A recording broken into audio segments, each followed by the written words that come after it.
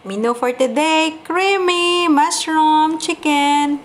Let's start! So, ayan yung mga gagawin natin. Ang ating mga ingredients.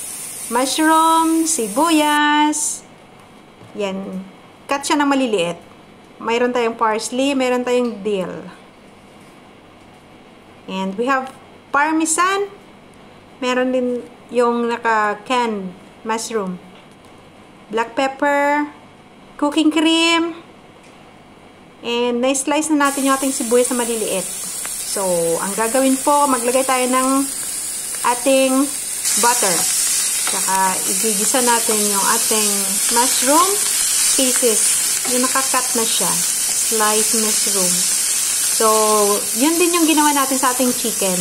So, ang chicken natin, binalutan. Mix pala natin ng salt and black pepper. So, igigisa na natin yung ating sibuyas with the butter. Then, imimix na siya sa mushroom natin at saka yung ating chicken. So, medyo golden brown para hindi naman mangamoy ang ating sibuyas. Manamis-namis siya. And, parang kasing tamis ng pagmamahalan nyo. Char. Halu-haluin lang siya, guys, para maging golden brown. Tsaka maluto yung ating mushroom. So, nailagay na natin yung ating half-cook na chicken. So, haluin lang po natin siya, guys. And then, ayan po, antayin po natin na medyo mamula-mula na siya. And para malagyan na natin ng tubig or chicken broth.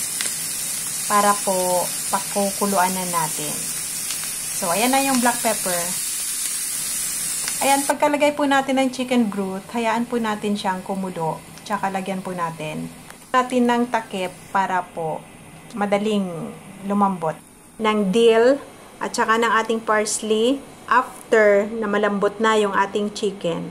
So, mag-add muna tayo ng ating cooking cream para mag-blend na yung kanyang sarap at saka yung sabaw.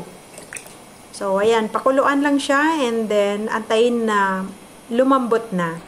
Po, from time to time, kung malambot na siya and mag-add po tayo ng Knorr cubes. Then, lagyan natin siya ng parmesan cheese kasi wala tayong powder. Kaya yan, inihalo natin parmesan cheese na naka-strips. O parang grated siya. Grated parmesan cheese. So, para mas lalo masarap, palambutin. Kung malambot na siya, lagyan natin ng kunting asin, salt to taste, kumbaga. Yan. Pag okay na yung lasa, yan ilalagay natin yung parsley at saka dill para hindi naman siya masyadong malambot or madudurog. So, ayan, malapit siya maluto. So, thank you guys sa panonood and don't forget to subscribe, to like and share. Ayan ang ating niluto. Bye! Oops! Thank you for watching!